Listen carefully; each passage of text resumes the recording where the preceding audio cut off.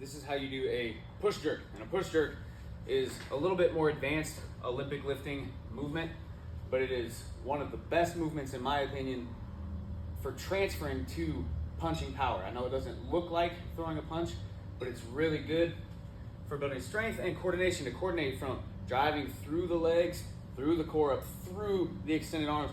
And the push jerk in particular, one thing that you get from it is a fast change of direction. Now, when we do power work, you know, how fast you can get a muscle to contract, how fast you can create power is a trainable quality. You get better at that over time. You can produce force more quickly. But how fast you can relax a muscle from being a very strong contraction to going to relax is also a trainable quality, and that's something that this push jerk trains very well. And you think about it, in striking sports, if you have a lot of power, you throw, but then you're caught up here and you're tight and you're slow to bring it back, that's openings to get hit. You want to be able to create a lot of force very quickly, but then relax that back very quickly as well. So push jerk, fantastic movement for this. Let me show you.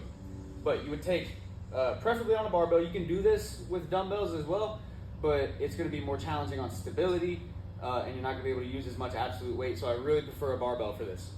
So typically you take thumb length out from the edge of the knurling. The knurling is the rough part of the bar. So you get thumb length out from the edge of that knurling.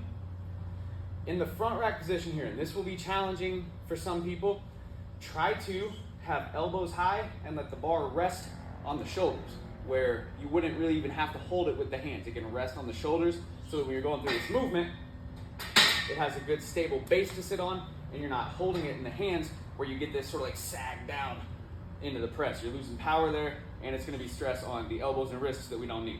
So try to have the bar set on the shoulders right here and keep the elbows up pretty high. And you see, this is about the best mobility that I have in the shoulders here. As long as you got something this level, you'll be just fine. But good elbows high, chest up. The movement, it looks like this. Just dip down, up tall, back under the bar to catch. So a push press is a scaled down version of the push jerk, and you can use that variation while you're learning the mechanics of the push jerk. But like I said, I really like to progress to the push jerk for that change of direction that happens. A push press would be dip down, drive up, and press out. So there's no rebending of the knees back under the bar to catch. So push press, dip, drive, press out. Push jerk would be dip, drive, back to bent knees to catch. The bar overhead, you want it to be right above where it would be in a back squat. So your catch position will look just like as if you were dipping down just a little bit in a back squat. Here, this is what you want your catch position to look like. Barbell behind your ears, a little bit of forward lean in the torso. When you dip down, you don't want it to be like a front squat. You don't want it to be hips back, chest coming down. Think about knees out. Everything hips and above stays the same way. Everything is vertical, just knees out, up tall, shrug. And you only need the bar to clear about the top of your head, because from there, you can dip down to catch. Again, punching to straight arms right away. Dip, drive, back under to catch, head through, bar back behind the ears. Here, all right? Like I said,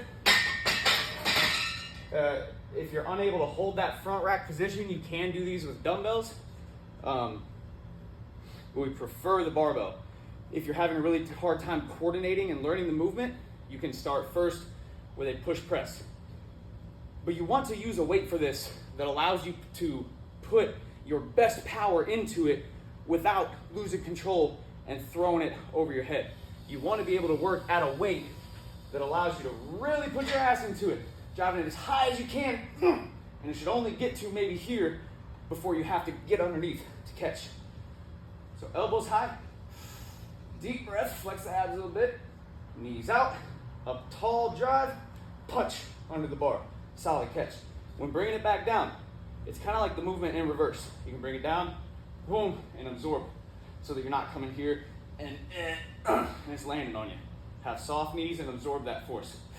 Here, boom, up, absorb. Knees out, punch, up, absorb the force. And that is Hey, push jerk.